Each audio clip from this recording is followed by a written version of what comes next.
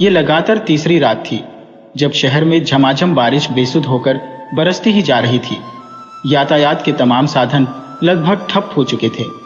पतले संकरे शहर की सड़कों में लबालब पानी भर चुका था। दूसरी तरफ शहर से सटा वो एक सरकारी अस्पताल था। उसी के बगल में एक सरकारी मोर्ग भी था जहां पोस्टमार्टम भी होता था। शायद इसलिए सामने ही एक सरकारी देशी शराब की दुकान भी थी। पोस्टमार्टम होने से पहले बॉडी को चीर फाड़ करने वाले लोग बगैर शराब के नशे की ये काम नहीं कर पाते थे। बड़ा दुसाध्य काम ही तो था ये। खैर, रात के 10:30 बज रहे थे। पिछले 23 मिनटों से बिजली भी गुल थी पूरे शहर में। एक तो अक्टूबर की हल्की सर्द रात, ऊपर से झमाझम बरसती बारिश, पश्चिम से बह रही शीतलहरी और इन सब से बढ़कर बिजली का गुल हो जाना। जनजीवन जैसे रुक सा गया था। नीम अंधेरे में डूबे शहर में कभी कभी बिजली के चमकने से रोशनी लहरा जाती और महज कुछ सेकंड बाद ही फिर शहर अंधेरे में कहीं खो जाता। हाईवे से सटे इस सरकारी अस्पताल में पिछले 2 घंटे से काफी चहल पहल थी। जितना इस मौसम में संभव हो सकता था उतनी बैटरी से जलने वाली इमरजेंसी लाइट्स की व्यवस्था की गई थी। किसी बड़े बिजनेसमैन की धर्मपत्नी की आज डिलीवरी होनी थी। महिला पिछले 2 घंटों से प्रसव पीड़ा से तड़प रही थी।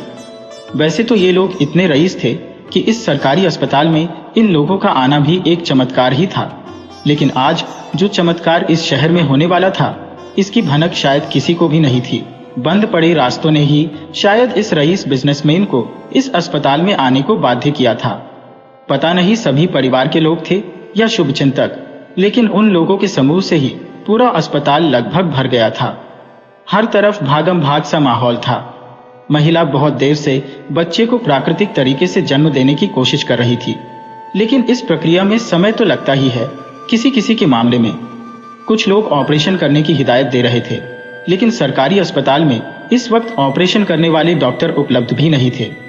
महिला की दर्द भरी चीखों से कभी कभी पूरा अस्पताल दहल सा जाता।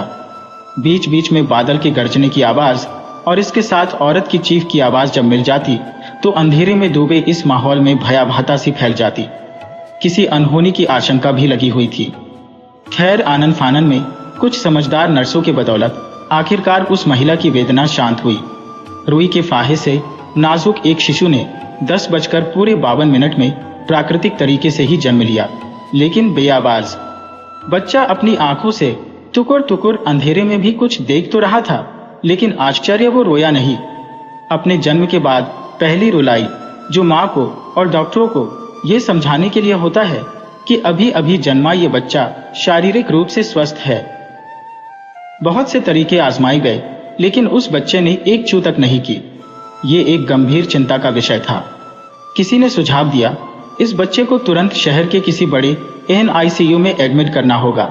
बच्चे के डॉक्टर ही बता पाएंगे कि बच्चे को क्या समस्या है। इसके लिए सुबह का इंतजार करना सही नहीं होगा। गनीमत तो ये था कि बच्चे के जन्म के तुरंत बाद बिजली आ गई थी और बारिश भी शांत हो चुकी थी। मां को सरकारी अस्पताल में बेहोशी की हालत में छोड़कर ही कुछ लोग नवजात शिशु को लेकर बड़े अस्पताल की तरफ रवाना हो गए। हालांकि वहां तक पहुंचना अभी भी मुश्किल ही था। वीरान सड़कों पर कार तेजी से बढ़ रही थी। बारिश अब बंद जरूर हो गई थी, लेकिन रह रहकर बिजली अब भी चमक रही थी। रास्ते मरघट सा सन्नाटा और उदासी लिए हुए नजर आ रहे थे। पिता की गोद में सोया नवजात शिशु अभी भी टुकुर टुकुर आंखें खोले कार के भीतर जल रहे लाइट्स को ताक रहा था, और अस्पताल में बच्चे की मां अब बेसुध पड़ी थी। उसी वक्त शहर के एक दूसरे छोर पर घाटियों का शहर था। ये शहर का ये हिस्सा शहरीकरण से थोड़ा दूर ही था। देहात सा माहौल था यहाँ। दूर दूर तक फैली हरियाली, छोटे बड़े पहाड़ और घुमावदार घाटियां, साथ में खूबसूरत झील। सर्दियों में शहर का ये कोना लोगों के लिए पिकनिक स्पॉट बन जाया करता था। हालांकि इस वक्त पूरी घाटी भी अंधेरे में विलुप्त ही थी। पूरे शहर में बिजली आ भी जाए, लेकिन घाटियों तक आने में उसे वक्त लगता था। दरअसल तूफानी हवाओं से अक्सर घाटी के कई पेड़ टूट जाते, जिससे बिजली के तारों का टूटना भी तय था। इसकी मरम्मत फिर सुबह ही हो पाती थी, लेकिन कुछ था, कुछ अजीब, कुछ रहस्यों से लबरेज। हाँ, वो कोई अजीब सी चीज ही थी जो इस वक्त गन्ने के खेतों के एक किनारे अचानक ही जन्म ले चुका था। ठीक 10:52 में वो कहीं से चिपचिपा तो कहीं से अजीब से खुरदरे भूरे बालों वाला कोई असामान्य सा दिखने वाला एक जानवर जैसा ही था। उसकी बनावट ऐसी थी कि बड़े से बड़ा दयालु प्रवृत्ति का महात्मा ही क्यों ना हो, उस चीज से घिन हो ही जाए। ऐसा लगता जैसे असहनीय दर्द में वो गुर्रा रहा है। असल में वो रो रहा था, अपने जन्म के बाद की पहली रुलाई। लेकिन उसे सुनने वाला, पुचकारने वाला कोई नहीं था। वो कहाँ जानता था, सदियों पहले किसी से मिले श्राप के बदौलत वो एक बार फिर से जी उठा था। अपनी बदकिस्मती को दोहराने, वो किसी और के दर्द को जीने के लिए बेनाम से जिंदगी में लौट आया था। रात अब काफी गहरा गई थी। उस रईस बिजनेसमैन का थोड़ी देर पहले जन्मा बच्चा इस वक्त शहर के एक बड़े से NICU में तमाम मशीनों से घिरा हुआ था। डॉक्टर्स उसके इर्द गिर्द मंडरा रहे थे और एक अजीब सी उलझन उन सबके चेहरे में नजर आ रही थी। ये बच्चा कुछ अजीब तो था, मतलब अभी अभी पड़ी सुइयां भी उसे रुला नहीं पाई थी। लेकिन ये कैसे संभव है? 3 दिनों तक NICU में रहने के बाद कुणाल बर्मन एक अजीब से रिपोर्ट के साथ घर लौट रहा था।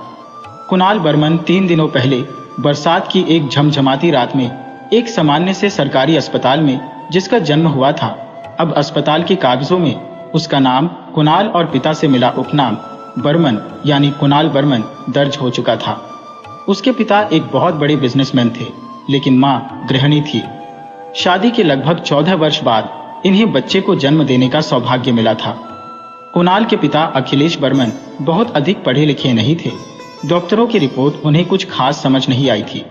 वे बस इतना ही समझ पाए थे कि उनका लाडला बेटा आम बच्चों जैसा नहीं है।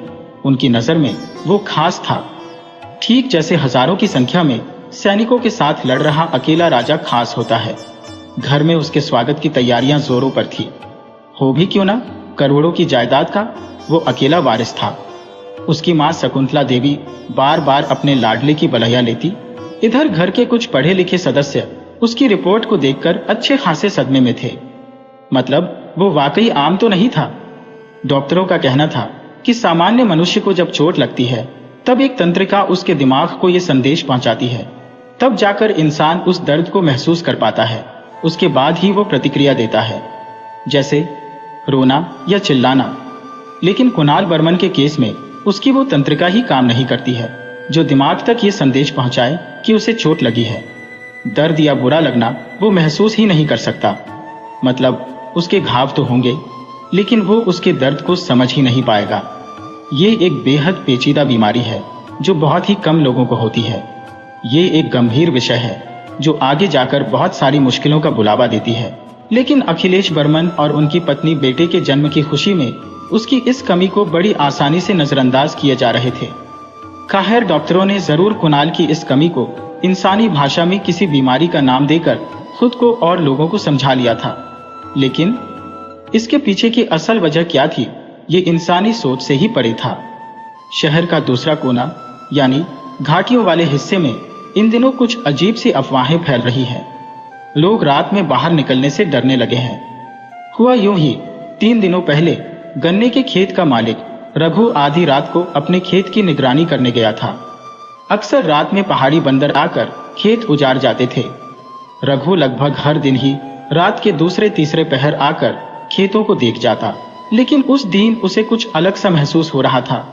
खेतों के बीच से कोई अजीब सी गुर्राहट और एक बर्दाश्त न कर पाने वाली बदबू माहौल में फैली हुई थी।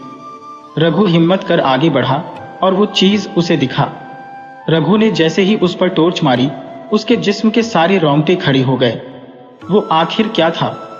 काली, बिल्कुल काली आंखें, किसी बंदर की तरह शारीरिक बनावट, लेकिन बिल्कुल अलग। शरीर का एक हिस्सा किसी पानी के जंतु की तरह तो दूसरा हिस्सा खुरदुरे बालों से भरा। मुंह से टपकता एक घिनौने लार जैसा कोई तरह पदार्थ। वो रोता तो उसकी आवाज जैसे कान के भीतर से सुइयां गुजरने लगती। कितना अजीब था ये। ऐसा कोई जानवर तो उसने आज तक नहीं देखा। वो वहां से भागने ही वाला था जब उसे एक गहरी भारी आवाज सुनाई पड़ी, मेरी मदद करो, मैं बेहिसाब दर्द में हूं। रघु को यकीन नहीं हुआ ये जानवर बोल भी सकता है, लेकिन डर और आश्चर्य ने उसे कुछ सोचने समझने का वक्त नहीं दिया। वो वहीं गन्ने के खेतों में लाठी फेंककर घर की तरफ दौड़ पड़ा। लेकिन इससे पहले कि वो 10 कदम भी दौड़ पाया, कोई चीज बहुत तेजी से उसके नजदीक से सरकते हुए रघु के आगे ही खड़ा हो गया। अब रघु समझ गया था, ये वही बला थी जिसे अभी अभी पीछे छोड़कर वो यहां से भागना चाह रहा था। उसकी काली आंखों में अंधेरे में भी एक चमक थी और बदबू तो लगता जैसे पेट के सारे अनाज ही बाहर निकाल देगा। हड़बड़ाहट में रघु गन्ने के घने खेतों में ही जा घुसा और दौड़ने लगा, लेकिन तभी कोई उसके पीछे से उसके पीठ में झपट गया और पूरे शरीर से फिसलते हुए उसके पैरों से लटक गया। थोड़ी ही देर में रघु दौड़ते दौड़ते अचानक गिर गया, क्योंकि उस अजीब से जानवर ने रघु के पैरों में अपने दांत गड़ा दिए थे। रघु कुछ देर तक दर्द से बिलखता रहा और फिर खौफ और आतंक के मारे वो वहीं बेहोश होकर पड़ा रहा। तड़के सुबह उसकी घरवाली उसे ढूंढते हुए वहां पहुंची तो देखा रघु के बाएं पैर में एक गहरा घाव बन चुका था और कोई अजीब सा चिपचिपा घिनौना द्रव उसमें से रिस रहा था। उसके गाल पिचक गए थे, दांत अपने आप ही झड़ने लगे थे, कुछ झड़ भी चुके थे, बाल भी एकदम रोके और खुरदुरे से हो गए थे। आनन फानन में घाटी के कुछ लोगों की मदद से रघु को अस्पताल ले जाया गया, जहां डॉक्टरों ने उसे मृत घोषित कर दिया। अचानक जैसे घाटी में मौत का साया मंडराने लगा। लोग इसे किसी जंगली जानवर का कृत्य समझ रहे थे, लेकिन जल्द ही वे रूबरू होंगे रघु के असली गुनहगार से। इधर दिन के उजाले में किसी शातिर खिलाड़ी की तरह वो चीज घाटी के एक पुराने सूख चुके कुएं में जाकर बैठा था और सोच रहा था, काश रघु ने उसकी तरफ मदद का एक हाथ बढ़ा दिया होता। बर्मन विल्ला में आज अच्छी खासी रौनक थी। लोग छोटे से कुणाल को देखने आते और तमाम तरह के उपहार भी दे जाते। एक बड़ा सा कमरा तो उपहारों से ही भर चुका था।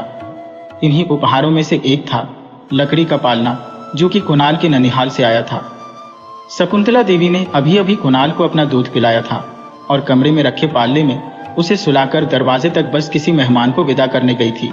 संयोग से पालना अभी नया था, उसके सारे नट्स अभी अच्छे से कसे नहीं गए थे। यही वजह रही होगी कि बगैर आवाज के पालना आहिस्ते आहिस्ते नीचे से खुल गया और कुणाल सीधे जमीन पर आ गिरा। पालने से ही खुली एक मध्यम आकार की कील नन्हे कुणाल की आंखों से जा टकराई और आंखों के किनारे से खून बहने लगा। शकुंतला देवी जब कमरे में लौटी तो कुणाल को और टूटे पालने को देखकर घबराहट में चीखने लगी। उसके हाथ पांव कांपने लगे, लेकिन मासूम सा कुणाल तो पालने में लगे छोटे झुनझुने को देखकर बड़े प्यार से मुस्कुरा रहा था। दूसरी तरफ घाटी के उस सूखे कुएं से दर्द से भरी चीखें बाहर निकल रही थी, जिसे सुनने वाला वहां कोई नहीं था। शहर के इस हिस्से में पानी की कोई कमी नहीं थी। छोटे छोटे कई सारे झील थे यहाँ। ये पुराना कुआं वैसे भी जर्जरता के आखिरी चरम पर था। पास के ही मकान में, जो कि अब बस खंडहर में तब्दील होने ही वाला था, किसी समय में यहाँ एक बंगाली परिवार रहा करता था। माँ, पिता और एक साथ 8 वर्ष की उनकी बेटी, प्रज्ञा नाम था उसका। माँ और पिता की लाडली थी। कोई कमी नहीं थी इस परिवार को, संपन्नता से भरा था सब कुछ। लेकिन तकदीर भी आखिर कोई चीज होती है। बात कोई 20 वर्ष पुरानी होगी। उस वक्त ये कुआं खाली नहीं था। साफ शीतल ठंडा पानी हमेशा ही कुएं में मौजूद होता था।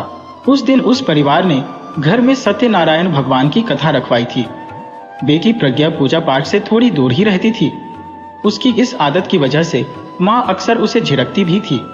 उसे शायद कोई मानसिक बीमारी थी, जिसके लिए यह परिवार अक्सर किसी बड़े शहर में बेटी के इलाज के लिए जाता था। खैर, उस दिन प्रज्ञा अपनी गुड़िया लिए घर से बाहर ही थी। घर में सत्यनारायण भगवान की पूजा बड़े विधिवत तरीके से हो रही थी। लाउडस्पीकर से पंडित जी के मंत्रों की उच्चारण की आवाज पूरे घाटी में गूंज रही थी। प्रज्ञा अगरबत्ती की खुशबू को बर्दाश्त नहीं कर पाती थी। पता नहीं क्यों धूप की खुशबू, मंत्रों का उच्चारण, दिए की लौ और सिंदूर का लाल रंग, ये सारी चीजें जब आपस में मिलती तो प्रज्ञा बेचैन हो जाती। माँ समझती थी इन सब के बीच प्रज्ञा का व्यवहार कठोर हो जाता। वो गुस्से में चीखने लगती।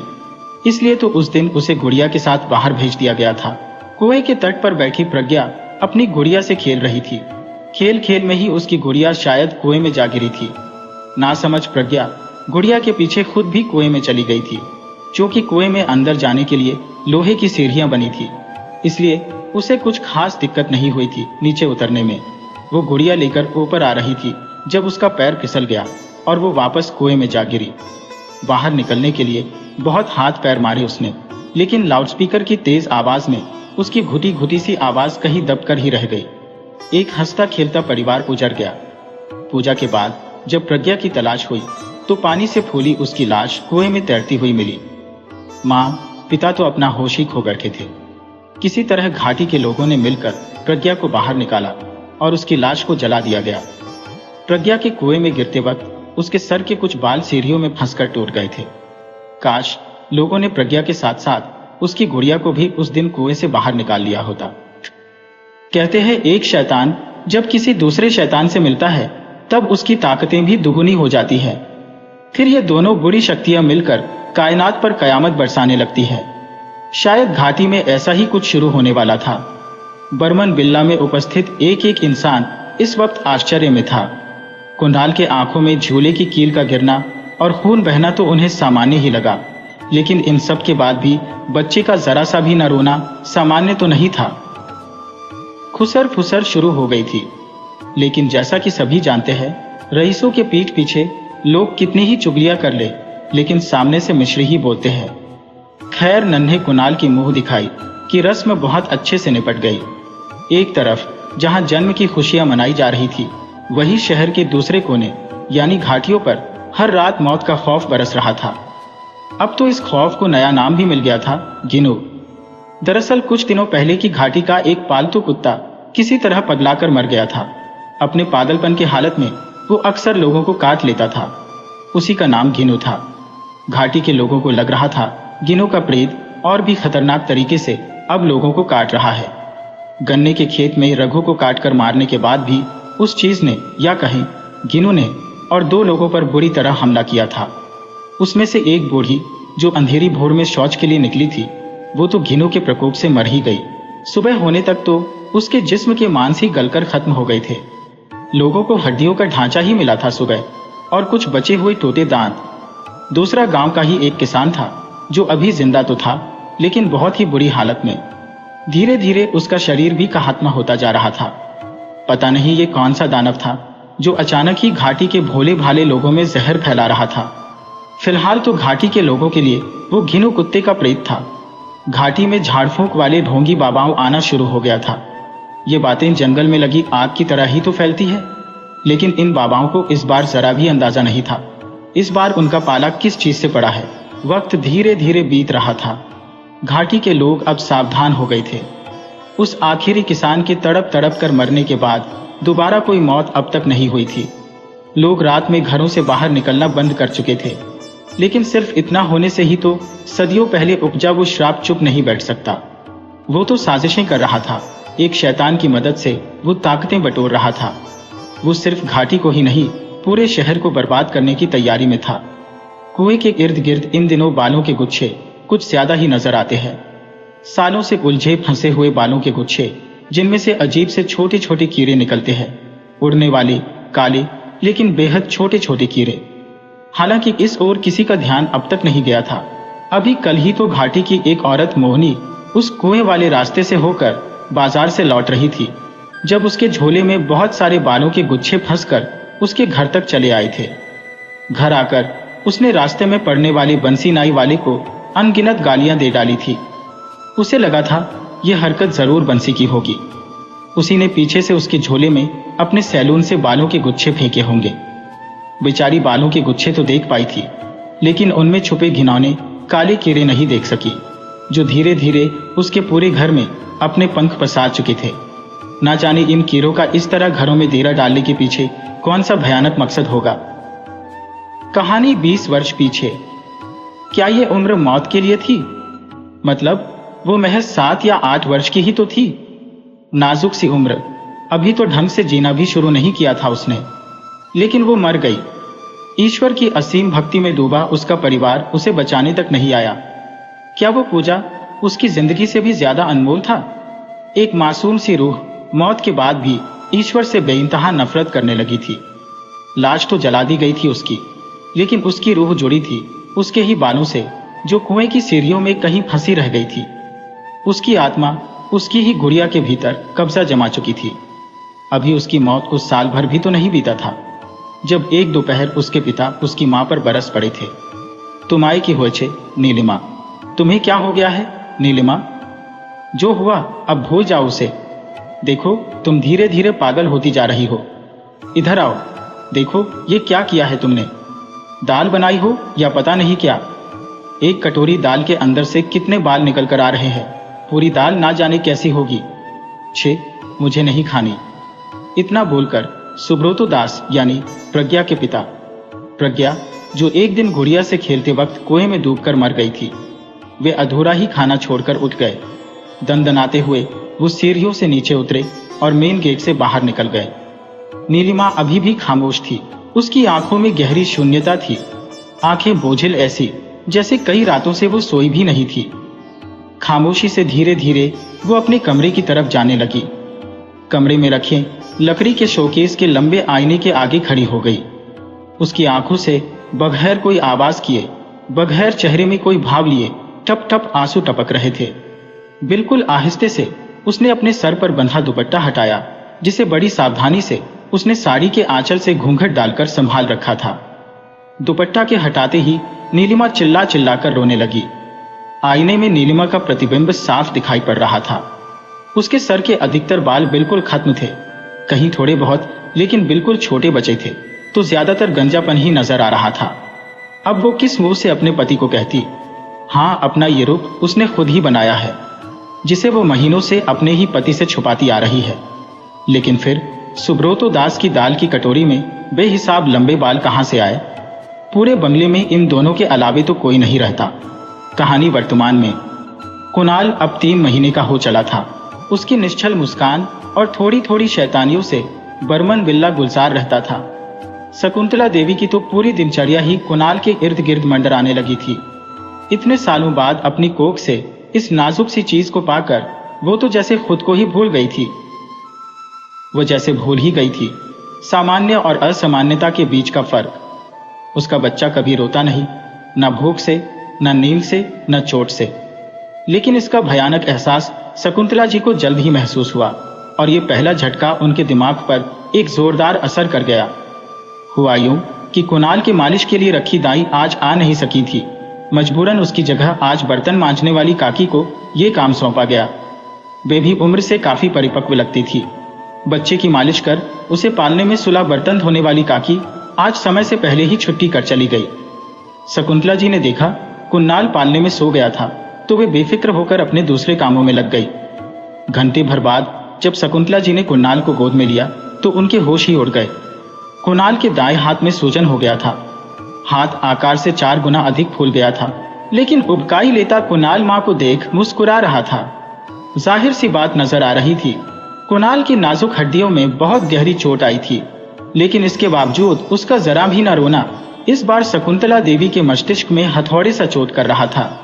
आनन फानन में फिर कुणाल को हड्डी के विशेषज्ञों के पास ले जाया गया, जहां एक्सरे रिपोर्ट में कुणाल की कोहनी की हड्डी खिसकी हुई साफ नजर आ रही थी।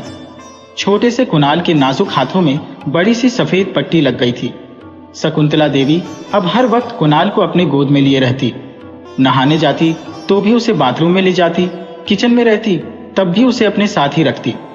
उस दिन के बाद से बर्तन वाली काकी की तो छुट्टी हो ही गई थी, लेकिन हद तो तब हो जाती जब कुणाल को अखिलेश बर्मन के हाथों सौंपने में भी शकुंतला जी घबरा जाती।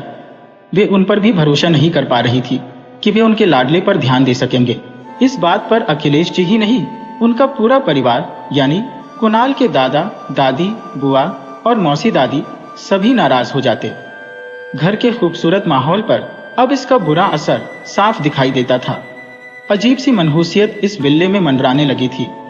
शकुंतला देवी का कुणाल के प्रति हद से अधिक सजग हो जाना कहीं न कहीं उनके मानसिक संतुलन के गड़बड़ाने की निशानी थी, जिस तरफ किसी का भी ध्यान नहीं जा रहा था। अक्सर अखिलेश बर्मन शकुंतला देवी से अकेले में बात करना चाहते, लेकिन शकुंतला जी के पास इसके लिए वक्त ही कहाँ था। खौफ इस तरह शकुंतला जी के अंदर अपने पैर पसार रहा था कि वे रात रात भर अब सोती भी नहीं थी। जरा देर को आंखें बंद हो भी जाए तो वे चीख कर उठ जाती थी। उनकी स्थिति अब दयनीय होती जा रही थी। इसी अजीब से माहौल में धीरे धीरे कुणाल बर्मन बड़े हो रहे थे, लेकिन एक सुबह बर्मन विल्ले में अफरा तफरी मची थी। उनकी बहू शकुंतला और 1.5 साल का बेटा कुणाल घर से गायब थे। सभी जानते थे बच्चे की मां यानी शकुंतला जी अपने बेटे को लेकर घर से भाग गई थी, लेकिन क्यों और कहां, यह पहली बार नहीं था। शकुंतला देवी ने कई बार घर से भागने की कोशिश पहले भी की थी। पहले भी वे नन्हे कुणाल को लेकर दूर कहीं वीराने में चल जाना चाहती थी, लेकिन नौकर चाकरों से भरे विल्ले में उन्हें यह मौका कभी मिला नहीं। देखते ही देखते 1.5 साल बीत गए। कई बार कुणाल की चोटों से परिवार दहल उठता, लेकिन चोट लगने वाले को कोई फर्क ही नहीं पड़ता था। अभी बीते कल की ही बात है। कुणाल के लिए रोटी खुद ही पकाने गई थी शकुंतला जी। किचन के लंबे चौड़े शेल्फ पर एक किनारे ही कुणाल को बैठाया था उन्होंने, और थोड़ी दूर खड़ी होकर वे गैस पर रोटियां सेंक रही थी। कुणाल के खाने की हर चीज वे खुद ही बनाया करती थी, क्योंकि उन्हें घर के नौकरों पर भी रत्ती भर भरोसा नहीं था। वे कई रात लगातार सोती नहीं थी। उन्हें लगता जैसे वो पल भर को सोएंगी और कोई अघटन घट जाएगा। शायद इसलिए रोटियां सेकते वक्त अचानक ही उनका सर घूमने लगा। उन्हें लगा जैसे पूरी रसोई तेजी से गोल गोल घूमने लगी है और वे केंद्र में है। ये महज कुछ सेकंड के लिए ही महसूस किया उन्होंने। फिर धड़ाम से टाइल्स लगे किचन के फ्लोर में वे जा गिरी। उस दिन घर में एक नहीं 2 वजह थी अफरा तफरी मचने की। जब घर के महाराज जी रसोइया बाजार से घर लौटा तो उसे घर की मालकिन यानी शकुंतला जी फर्श पर पड़ी मिली। उनके सर पर एक गंभीर चोट भी थी, जिसमें से खून रिस रहा था।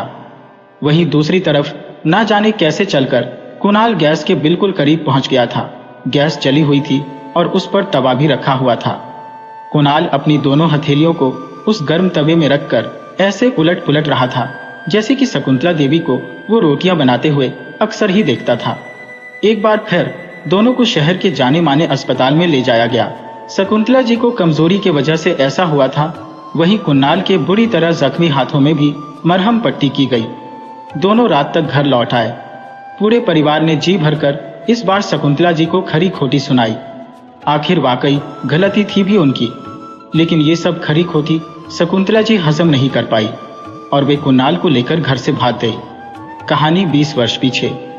पिछले कई दिनों से नीलिमा को घर के हर हिस्से में बालों के गुच्छे दिखाई पड़ते। बाथरूम में नहाने जाती तो उनके पैरों में असंख्य बाल फंस जाते। रोटी के लिए आटा गूंथती तो आटे में बाल ही बाल नजर आते। दाल सब्जी दही हर चीज में बालों के गुच्छे न जाने कैसे आ जाते। वे उन्हें साफ कर करके परेशान हो जाती। उन्हें लगता कहीं न कहीं ये उनके ही बाल है जो इन दिनों बेहिसाब झड़ रहे हैं, लेकिन उनकी यह गलतफहमी जल्दी ही दूर हो गई। एक रात उन्होंने घर के किसी जंग लगी कैंची से अपने सर के सारे लंबे बाल काट लिए। सुब्रतो दास की सेविंग किट से कहीं कहीं से तो वे गंजी भी हो गई। उन्हें लगा उनके बाल ना होने पर समस्या खत्म हो जाएगी, लेकिन वे गलत थी। गंदे घिनौने बालों के गुच्छे तो उनके आंगन के कुएं से निकलकर आ रहे थे। काश उन्होंने इस तरफ पहले ही ध्यान दिया होता। कहानी वर्तमान में। घाटी के लोग अब घिनू से अच्छे खासे खौफ में रहते हैं। इधर बालों के गुच्छों से भी पूरी घाटी परेशान थी। कुछ दिनों पहले ही घाटी है तमाम नाइयों के दुकान और जेंट्स सैलून में जाकर लोगों ने हुड़दंग मचाई थी। उन्हें लगा सारे नाइयों ने मिलकर शायद ये कोई बदमाशी शुरू की है। आलम यह था कि अब घाटी के सारे सैलून वाले हड़ताल पर चल गए थे, लेकिन फिर भी बालों का हर जगह मिलना जारी ही था। अब तो खुल्लम खुल्ला घिनू के रोने की आवाज घाटी के लोग सुन सकते थे। हाँ, दिन में वो दिखता नहीं था, लेकिन रात में अक्सर वो किसी के छत पर या किसी के आंगन में, किसी के खेत में या कहीं भी जहां इंसान हो वहां जाकर वो खूब रोता और लोगों से मदद मांगता। कोई भी इंसान उसकी मदद के लिए नहीं जाता, चाहे वो कितना भी रोए या तड़पे। लोग कहते उसकी मदद के लिए वे जाना तो चाहते हैं, लेकिन डर से भी ज्यादा वे घिनू से घृणा करते थे। उसकी बनावट ही ऐसी थी कि लोग उसके पास जा ही नहीं सकते। बात तो अगल बगल के शहरों में भी फैल गई थी। कई बार रात में यहाँ रेस्क्यू टीम भी घिनू को पकड़ने के किए आ चुका था। प्रेस वाले भी अक्सर ही आ जाते थे अपने चैनल के लिए कोई नया मसाला ढूंढने। उन सब की नजर में घिनू कोई नई प्रजाति का जंगली जानवर था, लेकिन घिनू क्या चीज था ये तो बस उसे देखने वाले ही जानते थे। लेकिन उसे देखने के बाद जिंदा बचने वाले भी थे ही कितने, बस गिने चुने। सबको खत्म कर डाला था घिनू ने। शायद लोगों को मारकर उसे अपना दर्द कम महसूस होता, या शायद वो लोगों को मारकर अपने अपमान का बदला लेता था। उसकी मदद के लिए आगे न आकर लोग जो उसके अपमान करते थे, ये बात घिनू को बहुत तकलीफ देती थी। अजीब सा माहौल था शहर का। इसी बीच दूर एक दूसरे देश में एक बुजुर्ग बैठा एक किताब पढ़ रहा था। किताब जिसका नाम था श्राप। ये एक प्राचीन कहानी थी जो भारत देश के महाराजाओं के वक्त की थी। करीब 200 वर्ष पुरानी एक बड़े से साम्राज्य की कहानी थी ये, जो संस्कृत भाषा में लिखी थी। बुजुर्ग भी किताबों का अच्छा खासा ज्ञान रखते थे। वेद पुराणों में उनका ज्ञान लाजवाब था। वे बड़े गौर से किताब को पढ़ रहे थे। किताब को पढ़ते वक्त उनके चेहरे में अजीब से भाव भी नजर आते, जैसे वे किसी गंभीर संकट को करीब से देख पा रहे हैं। अचानक उन्होंने किताब बंद की और एक पुराने बक्से में से कोई मुड़ा तुड़ा कागज निकाला। ये समय ग्रंथ था, उनकी बनाई अपनी एक घड़ी या कहीं कैलेंडर, जिसमें हजारों वर्षों का इतिहास, भूत और वर्तमान लिखा है। उन्होंने अपनी कंपकपाती उंगली किसी एक खास तारीख पर रखी, जिसके ठीक सामने वक्त भी दर्ज था, 10:52। उन्होंने एक लंबी गहरी सांस ली और कहा, वे जन्म ले चुके हैं, मुझे अब जल्द ही वहां पहुंचना होगा। कहानी अब तक। एक बरसात की रात में ठीक 10:52 में एक रईस परिवार में एक बच्चे का जन्म होता है जिसका नाम कुणाल है।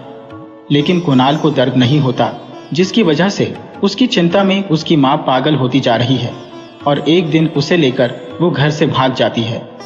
ठीक कुणाल के जन्म के दिन ही, उसी वक्त ही, उसी शहर में, लेकिन दूसरे हिस्से जो कि घाटियों की तरफ पड़ता है, वहां एक और अजीब सी चीज अपने आप ही जन्म लेता है। उसकी बनावट थोड़ी बहुत कुत्ते और बिल्ली से मिलती जुलती है।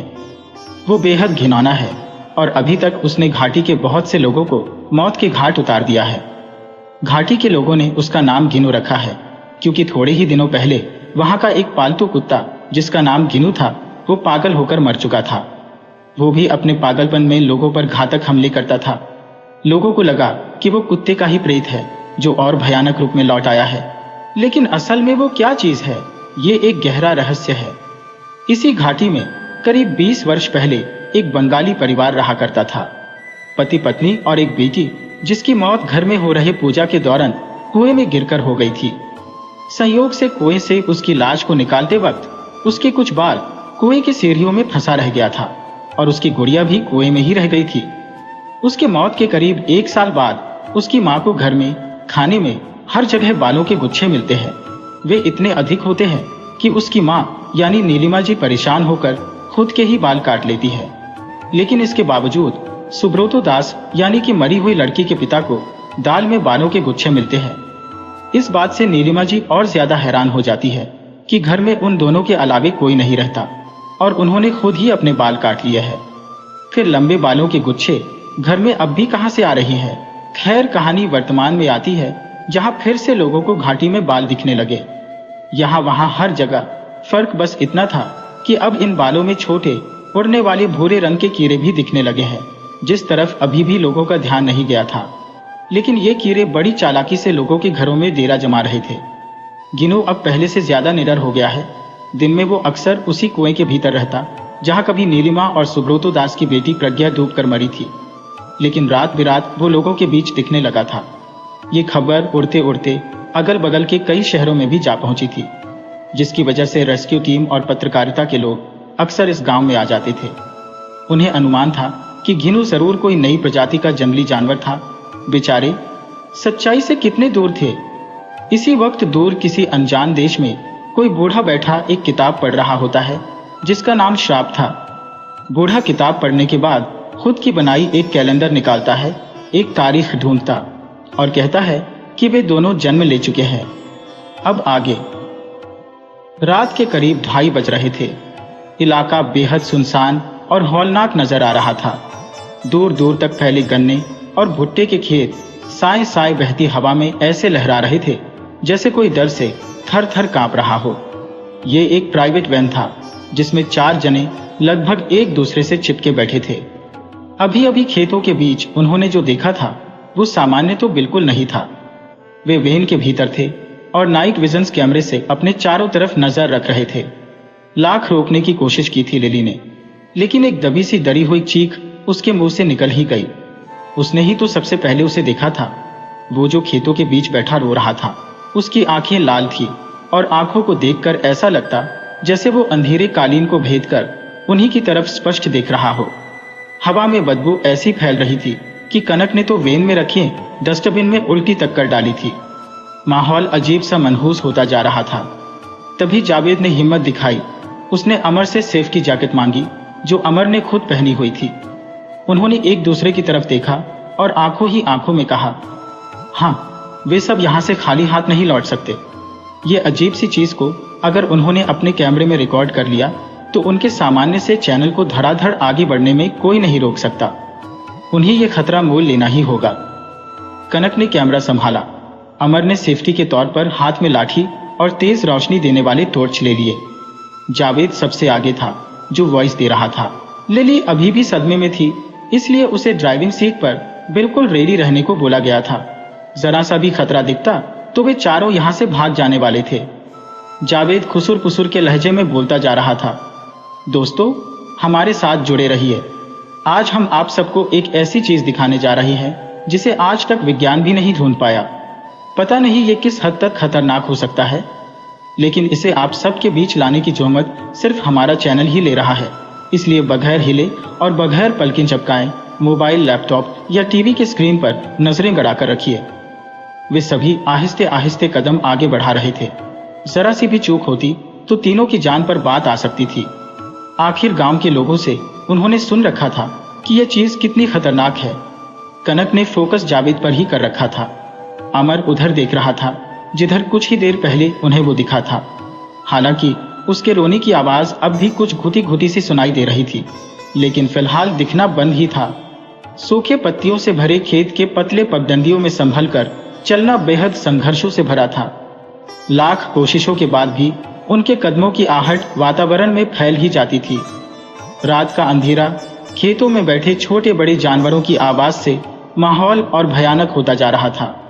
मेढकों की टर टर और झींगुरों की आवाज तो लगता जैसे कान में बस ही गए थे। वे जितनी भी दूर जा रहे थे, ये आवाज उनके साथ साथ चली जा रही थी। और तभी कुछ हलचल हुई। खेतों के बीच बना वो एक छोटा सा गड्ढे जैसा था, कह सकते हैं एक बेहद छोटी तालाब, जिसमें किसान बारिश का पानी जमा करते हैं ताकि गर्मियों में थोड़ी तो राहत मिले। उसी पानी में कुछ गिरने की आवाज आई। कनक ने कैमरा उधर ही घुमा लिया।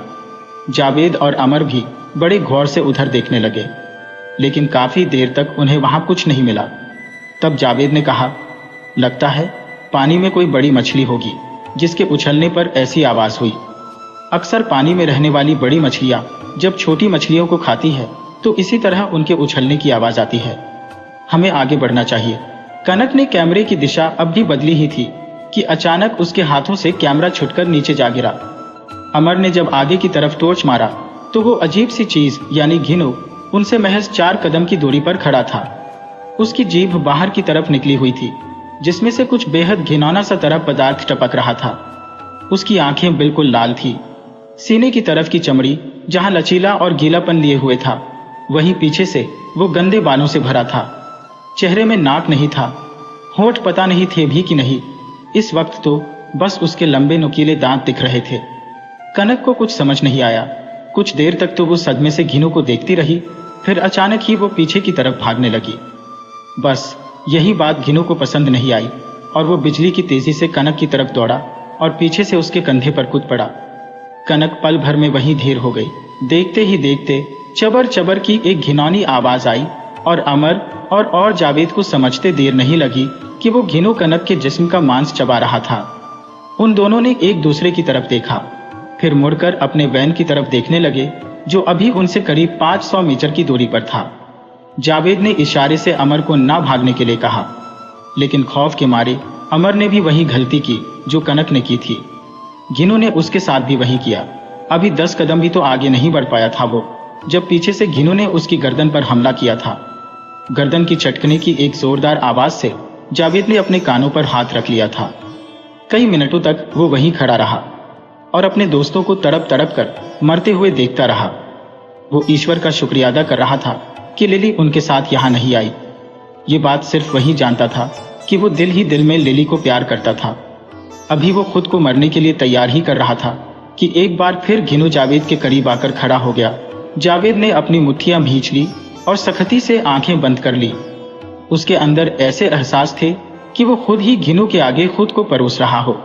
लेकिन तभी एक गुर्राहट से भरी विचित्र आवाज में घिनू ने जावेद से पूछा, सुनो, मेरी मदद करोगे? जावेद ने आंखें खोली और इस बात पर यकीन करने की कोशिश करता रहा कि ये जानवर बोलता भी है। उसे देखने मात्र से जावेद को ऐसा लग रहा था कि इस घिनौनी चीज के आगे पल भर टिकने से बेहतर होगा कि वो यहाँ से भाग जाए और उसके हाथों ही मर जाए। लेकिन अपनी इस इच्छा को मारते हुए ही सही, जावेद ने अपने सर को हाँ की दिशा में हिला दिया। गिनू को मदद के लिए हाँ कहने वाला जावेद पहला इंसान था। गिनू के चेहरे में एक अजीब सी मासूमियत उतर आई, जैसे कि वो महज एक 1.5 साल का नासमझ बच्चा हो। शायद उसे किसी इंसान के हाँ का ही इंतजार था। वो बस इतना ही तो चाहता था कि कोई उसके इस घिनौने रूप को नजरअंदाज कर उसकी मदद के लिए आगे आए। और ये पहला इंसान था जावेद। जावेद का हाल अभी भी बहुत बुरा था। उसे लिली की चिंता हो रही थी। लिली, जो बेहाल सी इस वक्त उनके ही वैन में बैठी थी। जावेद ने गौर नहीं किया, लेकिन इस वक्त गिनू के चेहरे में संतुष्टि के सुंदर भाव नजर आ रहे थे। उसके नुकीले दांत अंदर की तरफ धंस गए थे और वो हौले हौले मुस्कुरा रहा था। इधर जावेद ने हकलाते हुए कहा, तुम्हें कहाँ दर्द है? बताओ, मैं दर्द मिटाने की कई तरह की जड़ी बूटियों के बारे में जानता हूँ। गिनू ने चेहरे के भाव बदले और लगभग गुर्राते हुए उसने कहा, मेरा दर्द कोई नहीं मिटा सकता। तुम बस एक काम करो, आज से 1.5 साल पहले जन्मे किसी ऐसे बच्चे को ढूंढो जिसका जन्म 10:52 में हुआ हो और हाँ, उसे दर्द नहीं होता। इसी शहर में कहीं होगा वो। उसे ढूंढकर 5 दिनों के भीतर मेरे पास ले आओ, वरना वैन में बैठी वो लड़की मेरे कब्जे में भूखे प्यासे मर जाएगी। कब? क्या लिली को देख लिया तुमने? कहाँ है वो?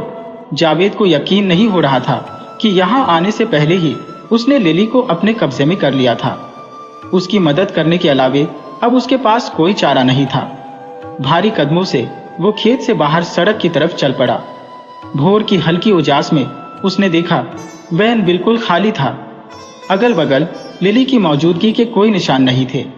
लेकिन एक बात जो उसे बेहद अजीब लगी, वैन के भीतर न जाने कहां से बालों के अनगिनत गुच्छे आ गए थे। सीट पर इधर उधर फैले गंदे बालों के गुच्छे।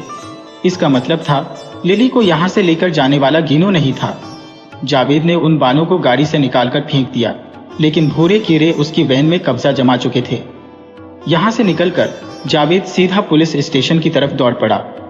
आखिर उसने अपने दोनों दोस्त खोए हैं और लिली लापता हो गई है। लेकिन शायद उसने यही सबसे बड़ी गलती कर डाली थी। वो टूटे फूटे दीवारों का एक बेहद पुराना कमरा था।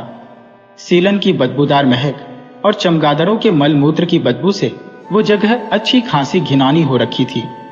लिली उस वक्त वैन में बैठी अपने दोस्तों की राह ही ताक रही थी, जब घबराई हुई एक बच्ची उसके वैन के खिड़की में हाथ पीटने लगी।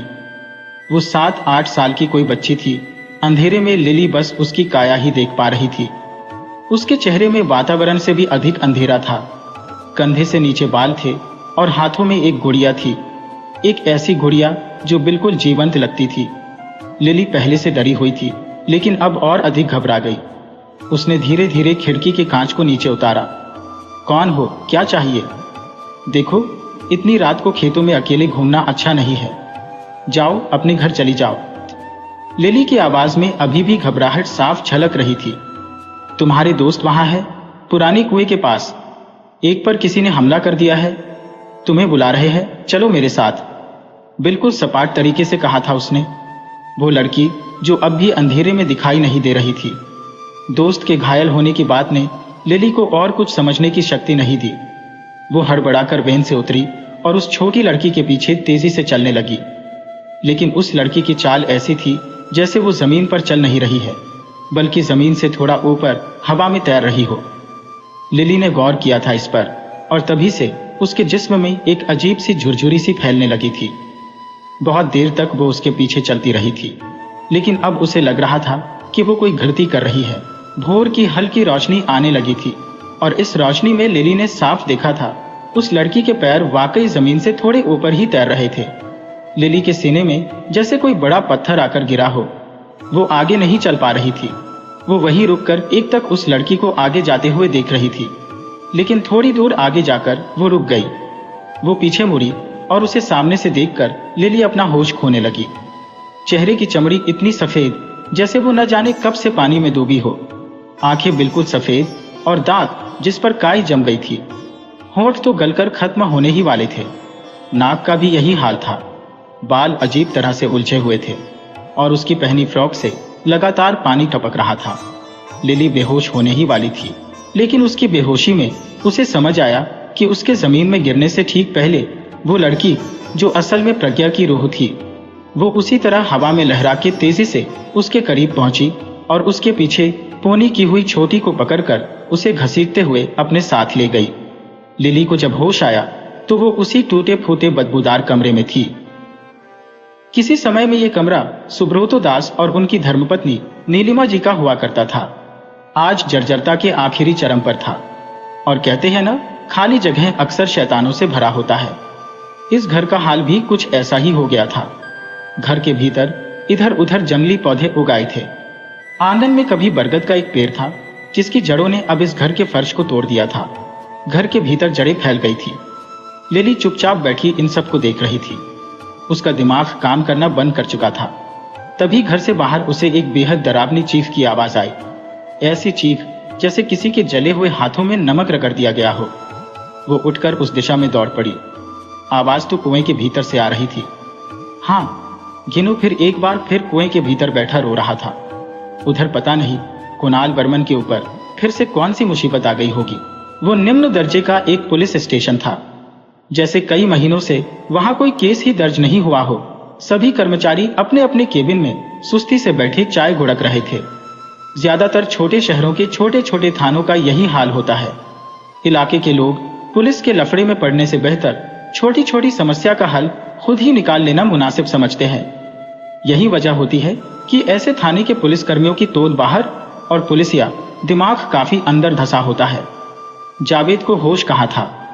कल रात से लेकर सुबह तक उसके दिमाग ने बहुत सी अजीब चीजें देखी थी। दोस्तों की मौत, अजीब से जानवर का बोलना, अजीब सी शर्तें रखना और उन शर्तों को पूरा करवाने के लिए उसकी लिली को जब्त कर लेना। वो तेजी से पुलिस स्टेशन के अंदर चला गया। अभी तक तो वो हांफने भी लगा था। वो अंदर पहुंचा ही था कि शांत वातावरण में हलचल सी मच गई। सभी उसे देख खुसर खुसर करने लगे। तभी थाने का हवलदार एक कोने से उठकर आया और उसने जावेद के शर्ट की कॉलर पकड़ ली। मुंह में ठुस से गुटखा के रस को भीतर निगलकर उन्होंने बोलना शुरू किया। काबे, कहीं से चोरी वोरी करके आ रहे हो क्या? सुबह सवेरे थाने क्यों चला आया? आत्मसमर्पण करने तो नहीं आया ना? देख, यहां आत्मसमर्पण करने का कोई फायदा नहीं। बहुत दिनों से हाथों की खुजली नहीं मिटी। बता, क्या कान करके भागा है? तो अभी तेरी मरहम पट्टी करता हूं। इतना बोलकर वे अपने शर्ट के बाजुओं को ऊपर चढ़ने लगे। जावेद ने देखा, सामने ही फ्रंट टेबल पर एक टिप टॉप दर्जे के पुलिस इंस्पेक्टर बैठे थे। वो दौड़कर उनके पास पहुंचा। सर, मेरी बात प्लीज ध्यान से सुनिए। मैं कोई चोर नहीं हूं। हम चारों एक यूट्यूब की टीम से है। हम कल रात घाटी की तरफ गए थे। आपने भी सुना होगा, वहां कोई अजीब सी चीज इन दिनों लोगों को परेशान कर रही है। तो हम बस उसे ही कवर करने गए थे। आप यकीन नहीं करेंगे, वो हमें मिला भी, लेकिन मेरे 2 दोस्त उसके हाथों मारे गए सर, और लिली को गायब कर दिया उसने। क्या कहा मारे गए? यानी कि खून हुआ है? जावेद की बात सुनकर सीनियर इंस्पेक्टर अपनी सीट से उठकर खड़े हो गए। उन्होंने तुरंत ही जावेद की तरफ पानी का गिलास बढ़ाया और उसे बैठाकर उसकी पीठ में हाथ रखकर खड़े हो गए और सब कुछ विस्तार से बताने को कहा। हालांकि उस घाटी में खून तो पहले भी हुआ था, लेकिन आज तक किसी ने शिकायत दर्ज नहीं की। भोले भाले घाटी के लोग भला क्या किसी भूत पर शिकायत दर्ज करते? उनकी नजर में वो भूत ही तो था, और जो कुछ भी उन लोगों के साथ हो रहा था उसे वो नियति का खेल समझकर लगभग चुप बैठे थे। सिर्फ पंडितों और बाबाओं के पास जाने के अलावे उन्होंने कोई दूसरा कदम गिनू के खिलाफ नहीं बढ़ाया। लेकिन आज पहली बार जावेद ने मौत की खबर सबसे पहले थाने को दी थी। पुलिस की जीप अब घाटी वाले रास्ते में सरपट भाग रही थी। दूसरी तरफ गांवों वालों को 2 अज्ञात लाश खेतों में मिली थी, जो कि यकीनन अमर और कनक की थी। लेकिन गांवों वालों को लग रहा था जैसे गिनू उन्हें सचेत कर रहा है कि वे लोग किसी तरह के बाबाओं को इस घाटी में निमंत्रण ना दे। शायद गिनू इस बात के लिए खाफा था कि कल ही यहाँ शहर के कोई बड़े बाबा जी आकर रुके हैं। आखिर ऐसी अफवाहें ही इन बाबाओं को तरक्की दिलवाते हैं। घाटी का माहौल आज फिर उदासी से भरा था। यहाँ का शांतिप्रिय जीवन धीरे धीरे खौफ की गर्त में समाता जा रहा था। उधर बर्मन विला में भी माहौल परेशानी से भरा था। घर का एकमात्र चिराग पिछले 2 दिनों से घर से गायब था। शकुंतला जी कुणाल को लेकर घर से भाग गई थी और इस वक्त वे किसी पुरानी फैक्ट्री में थी। ये इसी शहर में था। इलाका थोड़ा सुनसान ही था। किसी समय में ये फैक्ट्री भी आबाद हुआ करता था। फिर बाद में यहाँ एक दिन आग लग गई थी, जिससे पूरी फैक्ट्री सामान सहित ही बर्बाद हो गई। इसके मालिक ने इसे किसी और को बेच जरूर दिया था, लेकिन अब तक इसमें कोई नया काम शुरू नहीं हुआ था। यहाँ सर छुपाने के लिए छत तो था। यही छुपी थी शकुंतला जी। उन्हें पता था कि अखिलेश बर्मन कुणाल को ढूंढने के लिए अपनी जी जान लगा देंगे, इसलिए वो मामले के जरा सा ठंडा होने का इंतजार कर रही थी। फैक्ट्री के पीछे के इलाके में एक बाजार लगता है। शकुंतला जी सोए हुए कुणाल को एक रस्सी से बांधकर बाजार से कुछ खाने पीने का सामान लेने गई थी और आकर उन्होंने देखा कुणाल नींद से उठ गया था।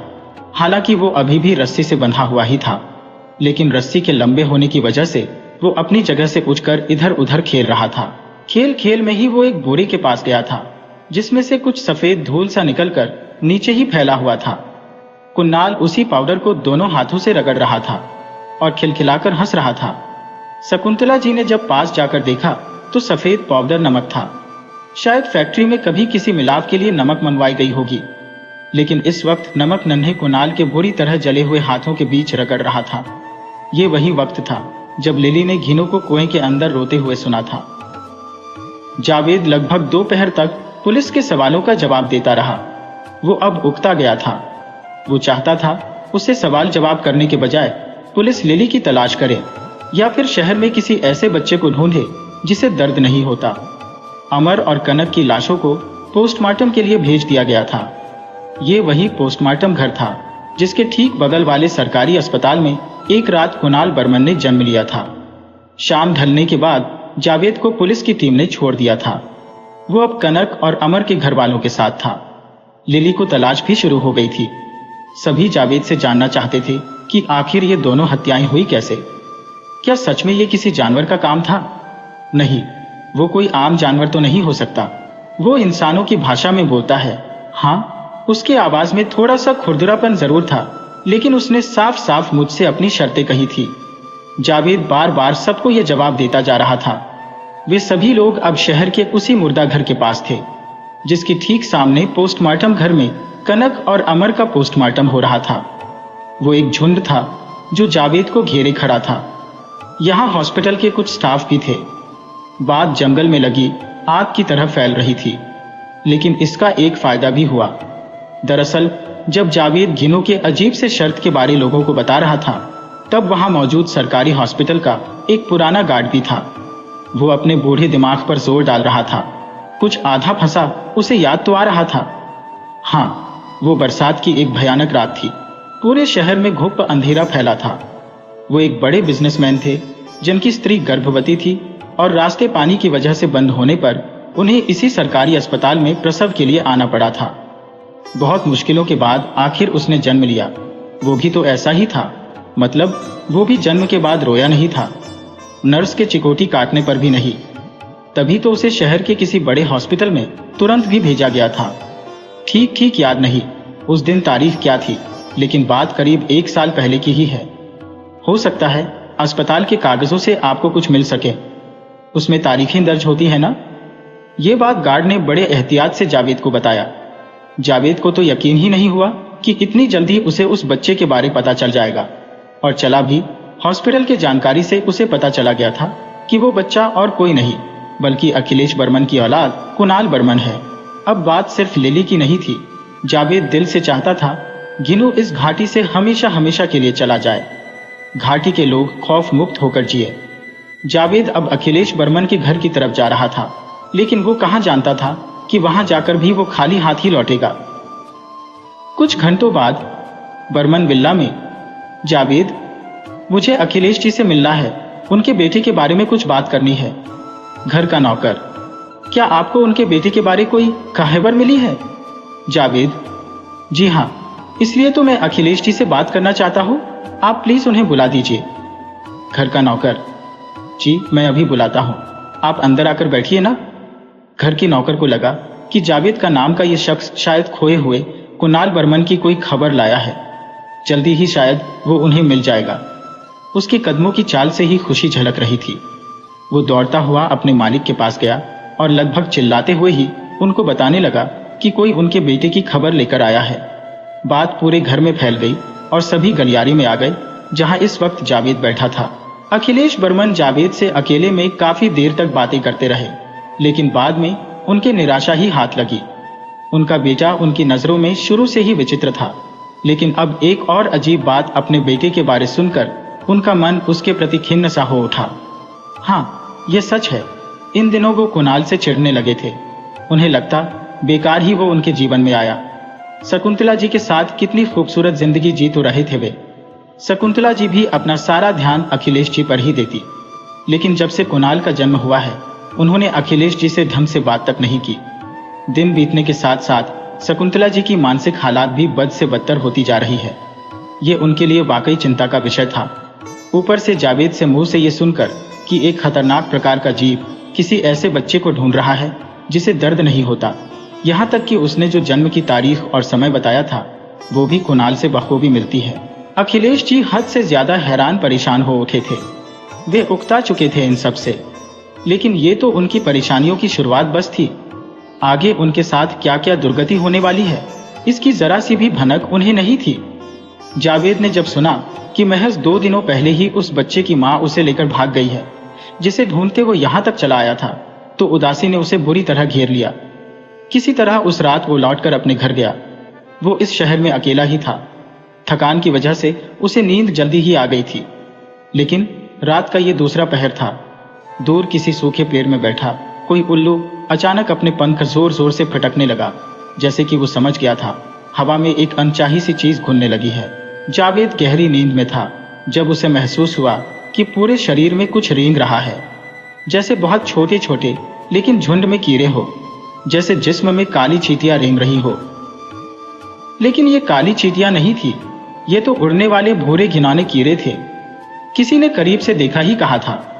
ठीक ऐसे ही कीड़े तो गिनू के पीठ में मौजूद बालों में भी होते हैं। ये कीड़े समझा रहे थे गिनू आस पास ही कहीं था। एक अजीब सी बदबू से पूरा कमरा भर गया था, जैसे कमरे में कई दिनों से कोई सड़ी हुई चीज रखी हो। ओह, सांस लेना जैसे दूभर हो गया है। जावेद नाक मुंह सिकोड़ते हुए उठ बैठा। नींद तो उसकी पहले ही खुल गई थी। कब से उसे महसूस हो रहा था कि उसके जिस्म में चींटियां रेंग रही है। वो हाथ से भगाता तो थोड़ी देर के लिए सभी चींटियां भाग जाती और फिर कुछ देर बाद वापस वही सिरहन। अब तो इस बदबू ने उसे उठकर बैठने को मजबूर ही कर दिया। अपने दोस्तों के साथ वो अक्सर घर से बाहर ही रहा करता था। कभी अपने एक कमरे के घर में लौटता, कभी हफ्तों नहीं आता। घर में था भी कौन जिसके लिए वो यहाँ आता। इसी वजह से हमेशा ही उसे घर में कभी सड़े हुए अंडे, कभी टमाटर, तो कभी मरे हुए चूहों की बदबू से रूबरू होना पड़ता था। उसने उठकर फ्रीज खोला। फ्रीज में महीनों पहले रखा हुआ एक बोतल पानी और सूखी हुई कुछ सब्जियां थी। हालांकि फ्रीज में से भी बदबू आ रही थी, लेकिन इस वक्त जिस बदबू ने कमरे का बुरा हाल कर रखा था ये वो नहीं था। जावेद अब संशय में पड़ा था। वो कमरे में इधर उधर कुछ ढूंढ ही रहा था जब कूलर के पीछे उसे वो दिखा। कमरे की डिम लाइट की रोशनी में वो एक तक जावेद को ही बैठा घूर रहा था। जावेद को समझते देर नहीं लगी, ये गिनू था। जावेद के कदम पीछे होने लगे। वो कमरे से भाग जाना चाहता था। धीरे धीरे वो उल्टे कदमों से दरवाजे तक पहुंचा ही था कि बड़ी तेजी से बाहर निकलकर गिनू ने उस पर हमला कर दिया। उसके दोनों पैरों को खींचकर उसे घसीटते हुए कमरे के बिल्कुल बीच में फर्श पर पटक दिया और खुद जाकर उसके सीने में बैठ गया। जावेद की आंखें चौड़ी हो गईं। वो इतने करीब से गिनू के इस घिनौने रूप को देख रहा था कि गिनू अगर इस वक्त उसे छोड़ भी दे फिर भी वो मर जाएगा। गिनू की छाती का हिस्सा अजीब सा लचीलापन लिए था और उसके पीठ के बालों से निकलने वाले कीड़े उसके छाती के गीलेपन में चिपके हुए थे। दांतों के बीच हंसे इंसानी मांस और इसकी बदबू। फर्श पर लेटे लेटे ही जावेद उल्टियां करने लगा, लेकिन गिनू गुर्राते हुए उसे बोल रहा था, तुम्हें पुलिस के पास नहीं जाना चाहिए था। मैंने तुमसे मदद मांगी थी, अब तुम तो जाओगे ही, तुम्हारी दोस्त भी नहीं बचेगी अब। इधर घुटी घुटी आवाज में जावेद गिनू को बता रहा था कि वो जिसे ढूंढ रहा है वो बच्चा उसे मिल गया है, लेकिन अपनी ही गुर्राहट की आवाज में गिनू कहाँ सुन पा रहा था जावेद की लगभग मरी हुई आवाज। काश गिनू ने एक बार जावेद को सुन लिया होता। और तभी कमरे में से एक भयानक चीख उगरी और दरवाजे के नीचे हल्की सी खाली जगह से निकलकर खून बाहर निकलने लगा। जावेद मर चुका था। दूसरी तरफ कुएं के पास उस खाली वीरान मकान में लिली फंस चुकी थी। कभी जावेद को, कभी अमर और कभी कनक को आवाज लगाते लगाते उसके भीतर का सारा पानी सूख गया था। हाँ, इस वक्त वो हद से अधिक प्यासी थी। रात के अंधेरे में वो मकान और अधिक डरावना लग रहा था। सालों पहले यहाँ प्रज्ञा का परिवार रहा करता था। लिली अब तक समझ चुकी थी, इस खंडहर में वो अकेली नहीं थी। कोई था बिल्कुल उसके आसपास। कभी उसके कदमों की आहट, कभी आहिस्ते से उसका हंसना और कभी बेहद ठंडी रुलाई। लिली महसूस कर रही थी ये सब। कभी यूं ही चमगादड़ अचानक से फड़फड़ाकर उड़ने लगते, तो कभी बाहर बने कुएं में किसी चीज के गिरने की छपाक की जोरदार आवाज आती। लिली चौंक पड़ती। तभी उस कमरे में अचानक से ठंड बढ़ने लगी। इतनी ठंड कि उस अंधेरे कमरे में ठंड की एक मोटी परत यानी कि धुंध नजर आने लगी। लिली कांप रही थी। लिली ने देखा, दरवाजे पर जहां चांद की हल्की हल्की रोशनी आ रही थी, वहां कोई बैठा था। सफेद फ्रॉक पहने, खुले हुए बेतरतीब से बिखरे बाल, वो अपना सर घुटनों में रखकर बैठी थी। उसके हाथ में एक गुड़िया भी थी। लिली भी तो इस वक्त कुछ इस तरह ही बैठी थी, लेकिन वो कोई पारदर्शी सी आकृति लग रही थी। हवा चलती तो वो किसी सूखे पत्ते की तरह हिलने लगती। लिली को याद आया, ऐसी ही तो कोई बच्ची कल उसे यहाँ लेकर आई थी, लेकिन वो कितनी जीवंत लग रही थी, और ये जैसे सालों से मौत का सन्नाटा ओढ़े बैठी है। बहुत देर तक लिली उसे उसी तरह बैठी हुई देखती रही, और फिर उसने सवाल किया, तुम कौन हो? देखो, मुझे बता दो, मेरे दोस्त कहाँ है? मुझे क्यों यहाँ फंसाकर रखा है तुमने? लिली का विद्रोह उसके शब्दों में झलक रहा था। लिली के ये जहरीले शब्द भी वातावरण के इस सन्नाटे को तोड़ नहीं पाए। वो अभी भी दरवाजे पर वैसी ही बैठी थी। लिली ने एक बार फिर उसके बगल से दरवाजे से बाहर निकलने की कोशिश की, लेकिन इस बार भी वैसा ही हुआ, जिससे कि उसका यहाँ से निकलना मुश्किल हो गया। जैसे ही वो उठकर दरवाजे की तरफ जाती, अचानक से बाहर से अनगिनत चमगादड़ों का झुंड भीतर आने लगते। दरवाजे आपस में जोर जोर से टकराने लगते और लिली डर कर 4 कदम और पीछे चली जाती। इस बार भी ऐसा ही हुआ। इसके बाद लिली ने देखा, वो आकृति भी इस वक्त दरवाजे से गायब थी। कमरे में अनचाहा ठंड भी नदारद था। लेकिन तभी कुछ हुआ और किसी सिनेमा के चलचित्र की तरह दीवारें बदलने लगी। अंधेरे, सीलन से भरा कमरा अचानक जगमगा उठा। लिली जिस कमरे में थी, वहां बहुत से लोग दिखने लगे। कोई फूल की मालाओं को हाथ में लिए, कोई कटे हुए फल और मिठाई के साथ, कोई दरवाजे में तोरण लगा रहा था। कमरे के बिल्कुल बीच में कोई पूजा चल रही थी। पंडित जी आसन में बैठकर मंत्रोच्चारण कर रहे थे। बड़ा भक्तिमय माहौल था। लिली तो जैसे कल्पना और वास्तविकता के बीच का फर्क ही भूल बैठी थी। वो आंखें घुमाकर चारों तरफ देख रही थी और उसे दरवाजे के किनारे फिर वो दिखी। वही सफेद फ्रॉक पहने, वही 7-8 साल की प्यारी सी लड़की, लेकिन थोड़ी घबराई हुई भी थी। ऐसा लग रहा था जैसे मंत्रों की आवाज, अगरबत्तियों की खुशबू उसे परेशान कर रही हो। पूरा घर इस वक्त लोगों से खचाखच भरा था, लेकिन इतने लोगों में वो अकेली उदास क्यों है? लिली ने देखा, वो दरवाजे हटकर जाने लगी। लिली भी उसके पीछे चल पड़ी। वो छोटी लड़की प्रज्ञा थी। उसके हाथ में एक प्यारी सी गुड़िया भी थी। वो कुएं के पास खड़ी खेल रही थी। ऐसा लगता जैसे उस गुड़िया में ही उसकी जान बसती हो। वो उससे बातें कर रही थी, उसके साथ मुस्कुरा रही थी और कभी कुछ सोचकर खामोश भी हो जाती थी। उसके आंखों से लुढ़ककर आंसुओं की कुछ बूंदें नीचे टपकने लगती। लिली एक तक उसे ही देख रही थी और तभी प्रज्ञा के हाथों से फिसलकर उसकी गुड़िया नीचे जा गिरी और इसके लगभग चंद सेकंड्स बाद ही एक जोरदार छपाक की आवाज हुई और प्रज्ञा खुद ही उस कुएं में कूद गई। लिली को लगा जैसे किसी ने उसके शरीर से आत्मा को एक झटके में खींचकर बाहर निकाल दिया हो। वो अपनी मौत दोहरा रही थी, लेकिन लिली कहाँ समझ पाई थी कि ये जो उसने अभी अभी देखा है, वो तो कई सालों पहले बीत चुका था। वो दौड़कर कुएं के किनारे गई। उसने हर तरफ आवाज दी। घर के भीतर के भीड़ को भी बहुत पुकारा, लेकिन सभी तो पूजा में व्यस्त थे। चाहकर भी तो लिली कुछ कर नहीं पा रही थी। किसी चीज को हाथ लगाती तो वो चीज रेत की तरह उसके हाथों से फिसल जाती। वो चिल्ला रही थी, लेकिन उसकी आवाज जैसे उसके भीतर ही कहीं घुटकर रह जाती और फिर कुछ देर बाद जब वो कुएं में देखने गई, तब तक कुएं का पानी शांत हो चुका था। प्रज्ञा को निगल गया था ये विशाल कुआं। पानी के सतह में तैर रही थी उसकी प्लास्टिक की वो गुड़िया। लिली चिल्ला चिल्लाकर रोने लगी। आखिर अभी अभी अपने आंखों के सामने उसने एक छोटी सी बच्ची की मौत देखी थी। लेकिन तभी फिर कुछ बदला। अब उस पूजा वाले घर में मातम फैला था। लिली एक कोने में खड़ी लोगों को सुन रही थी। कुछ आस पड़ोस के लोग थे वहां, और प्रज्ञा के माता पिता थे जो उदासी से एक कोने में बैठे थे। प्रज्ञा की मां नीलिमा जी तो सिसक भी रही थी। सभी उन्हें सांत्वना दे रहे थे।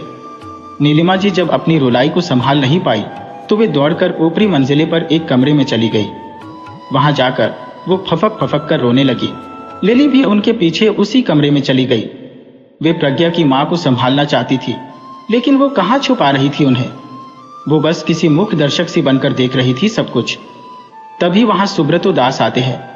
आते ही वे अपनी पत्नी के पास घुटने टेक कर बैठते हैं और आहिस्ते आहिस्ते उनके पीठ को सहलाने लगते हैं। नीलिमा जी अपनी फूट रही रुलाई को जबड़े भींचकर रोकने की कोशिश करती है। सुब्रतो दास ने पीठ सहलाते हुए अचानक हरकत बदली और बड़ी बेरहमी से उन्होंने नीलिमा जी के पीछे के बालों को जोर से खींचा। चीख पड़ी थी नीलिमा जी, और दरवाजे की ओट में खड़ी लिली भी चौंक गई थी। सुब्रतो दास अब फुसफुसाकर नीलिमा जी से कह रहे थे।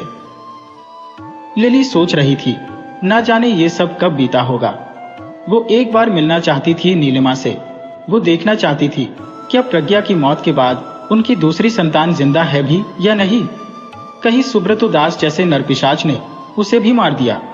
हर वक्त अच्छाई का मुखौटा पहने सुब्रतो दास भीतर से कितने बड़े पिशाच थे, ये तो लिली देख ही चुकी थी।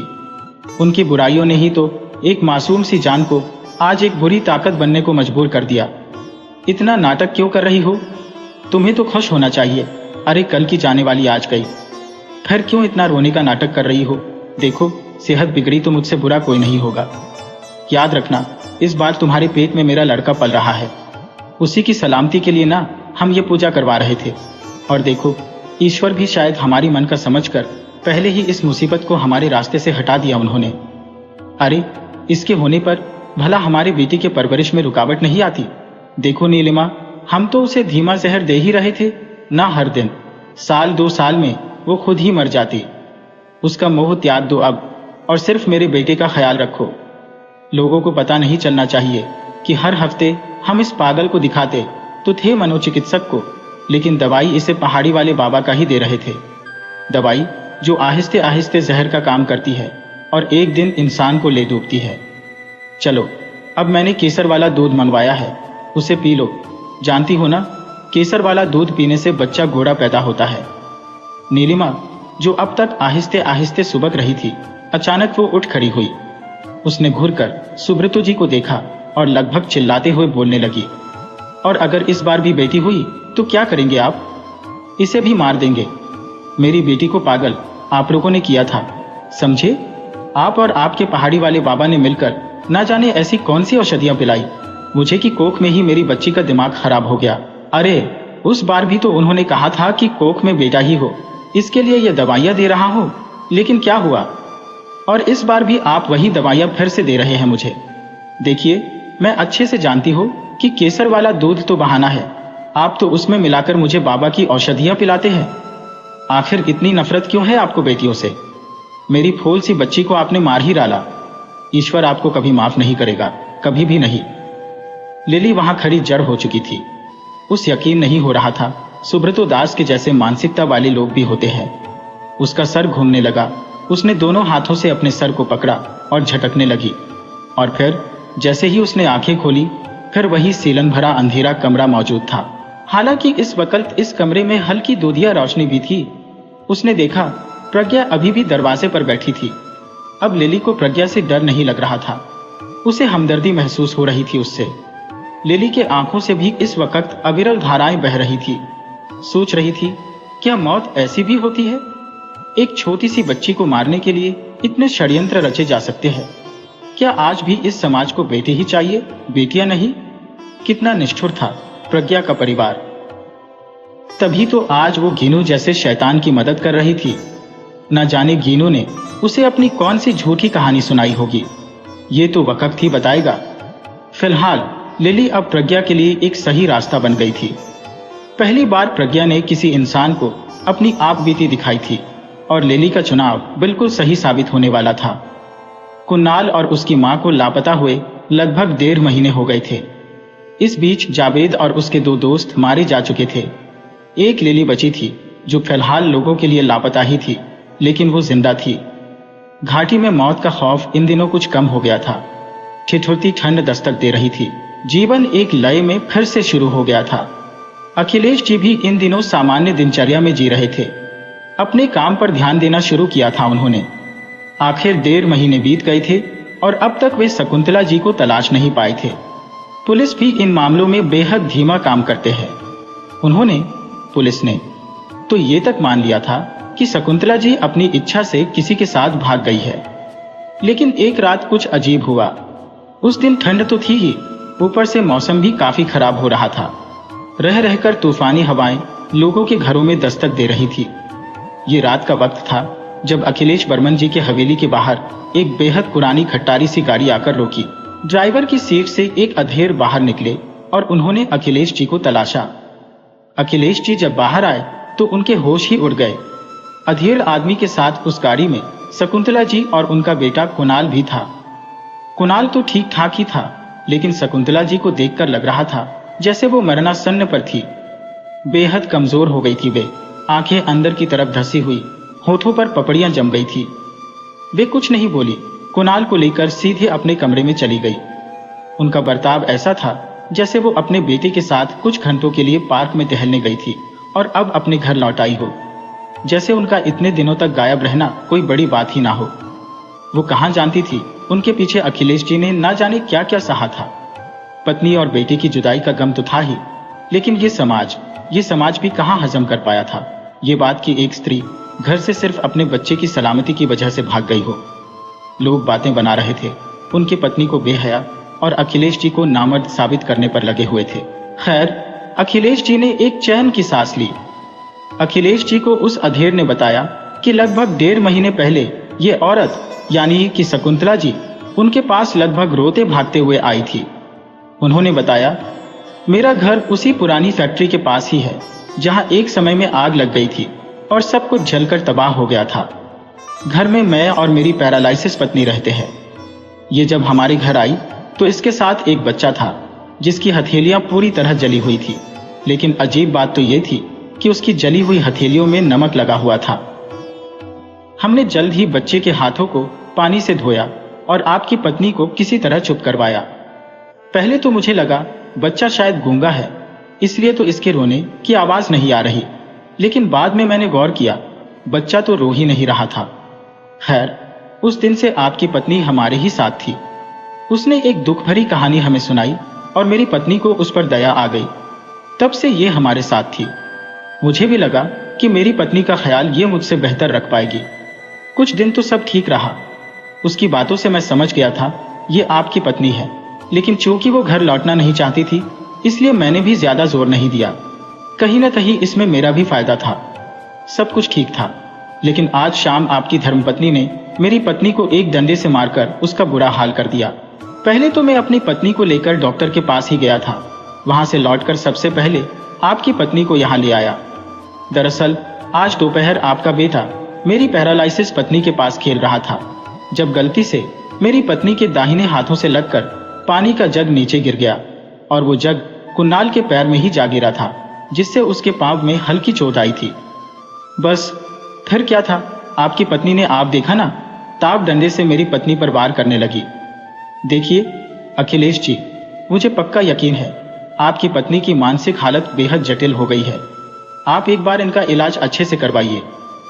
इतना बोलकर वो आदमी दंदनाते हुए वहां से बड़ी जल्दी ही निकल गए। उनके लहजे से ही मालूम चल रहा था वे शकुंतला जी से खासा नाराज थे। अखिलेश जी भी कमरे की तरफ चल पड़े। मन ही मन वे सोच रहे थे कि कल सुबह ही वे उस अधेड़ के घर को तलाश कर उनकी पत्नी का इलाज किसी अच्छे हॉस्पिटल में करवाएंगे और उनसे माफी मांगाएंगे। अखिलेश जी को अब भी लग रहा था शकुंतला मानसिक पागल नहीं बल्कि बेटी के प्यार में पागल थी। काश उन्होंने उस आदमी की बातों को मान लिया होता। खैर, बर्मन विल्ला में सभी कुणाल के लौट आने पर खुश थे। लेकिन अखिलेश जी उनकी पत्नी के लौटने पर अधिक खुश थे। वक्त फिर बीतने लगा। इस बीच अखिलेश जी ने गौर किया, शकुंतला जी कुणाल की फिक्र में तो रहती है, लेकिन अब वो उसका ध्यान कुछ कम ही रखती है। उसके बाल नहीं बनाती, खाना भी कभी खिलाती कभी नहीं खिलाती। वे अजीब तरीके से खुद में ही व्यस्त रहने लगी थी। कभी किसी कोने में बैठी रहती, कभी छत पर अकेली खड़ी रहती। हाँ, लेकिन जब भी कुणाल को कहीं से चोट लगती और इसकी भनक उन्हें लगती, तो जैसे वो नींद से जागती हो, वे बिना कुछ सोचे समझे लोगों पर हाथ उठाने लगती। दिन ऐसे ही बीत रहे थे, लेकिन एक दिन तड़के सुबह ही बर्मन विले में दस्तक हुई। इस वक्त तो सारे चौकीदार भी इधर उधर बैठे ऊँघ रहे थे। घर के बाहर फिर कोई बुजुर्ग खड़े थे। उनकी झक सफेद लंबी दाढ़ी थी, कंधे पर कपड़े का एक झोला लटका था, आंखों में दिव्य चमक और चेहरे में उत्सुकता। उनके हाथों में एक किताब भी थी। किताब का नाम श्राप था। अजीब बात थी, वे अखिलेश जी से नहीं बल्कि कुणाल से मिलना चाहते थे। लेकिन इससे पहले कि वे कुणाल से मिल पाते, बर्मन विले में आज कुछ बेहद बुरा हो गया। ये भोर का वक्त था। शकुंतला जी फिर एक बार कमरे से गायब थी। अक्सर ही रहा करती थी आजकल। अखिलेश जी ने देखा, कुणाल भी अपनी मां को ढूंढ रहा था। तुतलाती आवाज में वो मां को अच्छे से पुकार लेता है। अखिलेश जी कुणाल को लेकर छत की तरफ बढ़ने लगे। आजकल शकुंतला जी ज्यादातर छत पर ही बैठी रहती थी। पूछने पर बोलती, वे छत पर बैठकर तारों से बात करती है। उन सितारों में एक उनकी मां है ना। वो वही थी, छत के एक कोने में बैठी शून्य आंखों से आसमान की तरफ तकती। अखिलेश जी ने कुणाल को अपने गोद से नीचे उतारा और खुद भी शकुंतला जी के करीब बैठ गए। कुणाल छत पर इधर उधर खेलने लगा। विशाल हवेली के विशाल से छत के ऊपर भी 2 कमरों का एक सर्वेंट हाउस था, जिसके छत पर जाने के लिए लोहे की सीढ़ियां बनी थी। अखिलेश जी ने देखा, कुणाल धीरे धीरे लोहे की सीढ़ियों पर चढ़ रहा है। वो खेलने में मग्न है और उनकी पत्नी आसमान को निहार रही है। वे वहां से उठकर कुणाल को आवाज देने लगे। वे जानते थे, अगर कुणाल ज्यादा ऊंचाई पर चला जाए और गिर जाए तो उसे गंभीर चोट लग सकती थी। वो मर भी सकता था। वे उसे रोकने ही तो जा रहे थे, लेकिन तभी उनके भीतर जैसे कोई शैतान जाग गया हो। उन्होंने मुड़कर अपनी पत्नी को देखा और ख्याल आया, कितना सुकून था उस वक्त जब कुणाल नहीं था। उनकी पत्नी दिन हो या रात हमेशा उनके पीछे पीछे ही घूमा करती थी। लेकिन अब क्या हाल बना दिया है इस एक असामान्य बच्चे ने उन दोनों के रिश्ते की। क्या होगा अगर आज कुणाल मर ही जाए तो? एक अंतहीन चिंता हमेशा के लिए खत्म हो जाएगी। शकुंतला जी के भीतर से मां की मौत होगी और उनकी पहले वाली पत्नी वापस आ जाएगी। इस अजीब से बच्चे के साथ आखिर उन दोनों का भविष्य भी क्या था? हमेशा वे दोनों उस बच्चे के हिस्से के दर्द को झेलते आ रहे हैं। कैसा तो बेदर्द बच्चा था वो, बड़े से बड़े जख्म पर भी रोता नहीं। अच्छा हो अगर आज हमेशा के लिए वो शांत हो जाए। ये अजीब से विचार आज उनके दिमाग पर हावी हो रहा था। तभी उनका पिता मन इन विचारों पर उन्हें धिक्कार भी रहा था। तो कहीं वे बस एक पति और एक पुरुष बनकर सोच रहे थे। कुणाल अब भी लगातार ऊंचाई पर जा रहा था। एक पल के लिए भी इस वक्त अगर शकुंतला जी की नजर कुणाल पर पड़ती तो शायद सब कुछ बदल सकता था। लेकिन उनकी तंद्रा तो तब होती जब धप की एक जोरदार आवाज छत पर गूंज गई। ये आवाज इतनी जोरदार थी कि बाहर मुख्य दरवाजे पर इंतजार करते बुजुर्ग ने भी साफ साफ सुनी। उन्हें आभास हो गया, जिस अनर्थ को रोकने वे इतनी दूर से यहाँ आए थे वो घट चुका था। विनाश की शुरुआत बस अब होने ही वाली थी। लगभग 2 से 3 सीढ़ियां ही चढ़ी होंगी। अखिलेश जी ने जब ऊपर की सबसे आखिरी सीढ़ी से नीचे कूद गया था कुणाल, और उसे कूदते हुए अखिलेश जी ने साफ देखा था। वे चाहते तो उसे रोक सकते थे, लेकिन वैसा किया नहीं था उन्होंने। टाइल्स लगे छत पर अब खून फैलने लगा था। बेआवाज ही पैदा हुआ वो बच्चा, बेआवाज ही आज मारा गया था। कौन जानता था वो अपनों से एक बार और ठगा गया था। ना जाने उसकी मौत अब कौन सी तबाही लाएगी। मौत कहीं सन्नाटा ओढ़े बैठी थी तो कहीं चीत्कार बनकर गूंजी थी। कुणाल मर गया था। सुबह की धूप निकलने से पहले ही बर्मन विला अंधेरे की काली मनहूस चादर ओढ़ चुका था। अखिलेश जी ने जिस पहले वाली पत्नी को वापस पाने की चाह में अपने ही अंश को मरने के लिए छोड़ दिया था, वही पत्नी इस वक्त उनके खून की प्यासी हो गई थी। कुणाल की मौत ने जैसे शकुंतला जी की समस्त चेतनाओं का गोला घोट दिया था। इस वक्त उन्हें एक कमरे में अकेले बंद करके रखा गया था। जब से उन्होंने कुणाल के खून से सने जिस्म को देखा और उनके लाख पुकारने पर भी जब कुणाल ने कोई हरकत नहीं की, तब से वे अपना होश पूरी तरह खो बैठी थी। अखिलेश जी बार बार ये झूठ बोलते जा रहे थे कि वे कुणाल को बचाने ही तो ऊपर जा रहे थे, लेकिन शकुंतला जी ये बात मानने को तैयार ही नहीं थी। वे बार बार यही रट रही थी, अखिलेश जी ने ही कुणाल को ऊपर से नीचे धक्का दिया था। हालांकि ये बात सच नहीं थी, लेकिन पूरी तरह झूठ भी तो नहीं था। अखिलेश जी ने पूरे परिवार से भी यही झूठ बोला था, लेकिन भीतर का अपराध बोध और पत्नी की हालत ने उन्हें तोड़कर रख दिया। आनन फानन में कुणाल की लाश को दफना दिया गया। अंतिम पलों तक उसके चेहरे में अपार शांति नजर आ रही थी, लेकिन उस वक्त कोई कहां सोच पाया था ये शांति आने वाली किसी बड़ी तबाही का इशारा भर था। घर के बाहर बैठे बुजुर्ग ने जब यह खबर सुनी कि इस घर के इकलौते बच्चे की सीढ़ियों से गिरकर मौत हो गई है, तो उन्होंने खुद को बेहद ठगा हुआ महसूस किया। वे बेहद उदासी के साथ वहां से चले गए, एक बार और लौट के आने के लिए। आखिर उनका असली और बेहद जटिल काम तो अब शुरू होगा।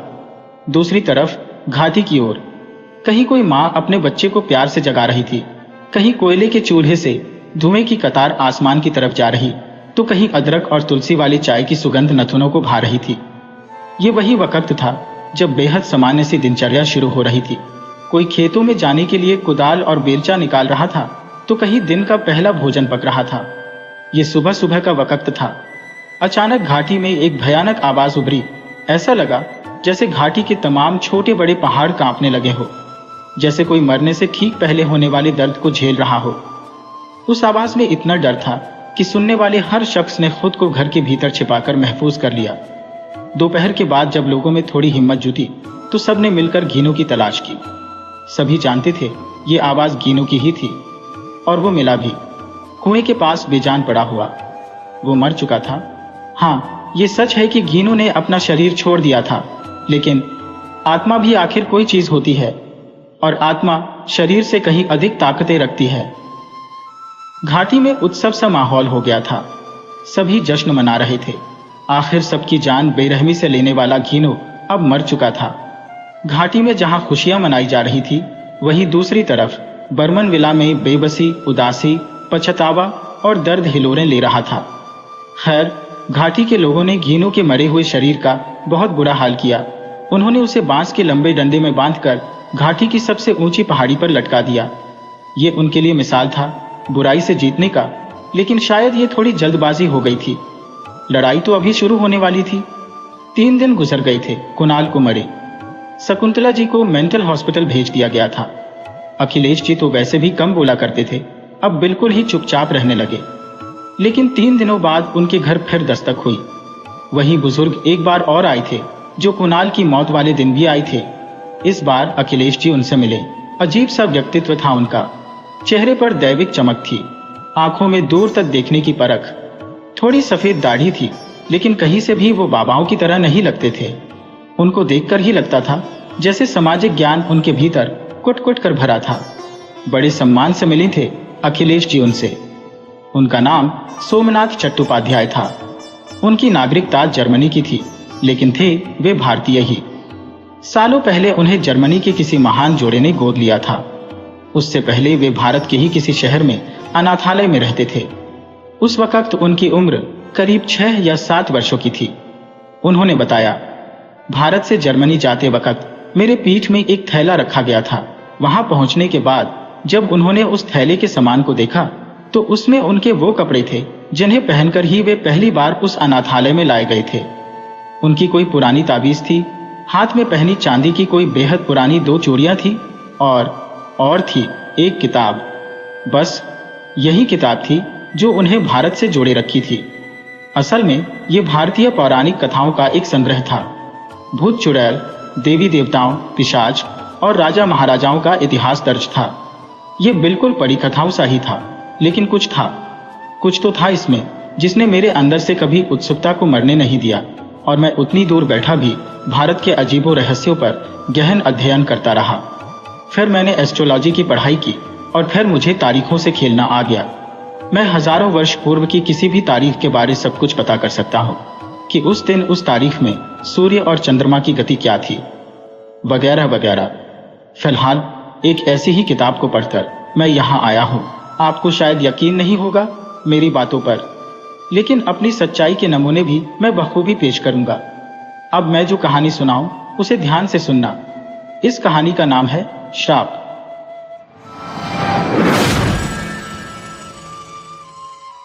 वीडियो अच्छी लगी हो तो इसे लाइक करें और ऐसी ही मज़ेदार कहानियों के लिए चैनल को सब्सक्राइब करें और बेल आइकन दबाएं। ज़्यादा से ज़्यादा अपने दोस्तों को शेयर करें। धन्यवाद।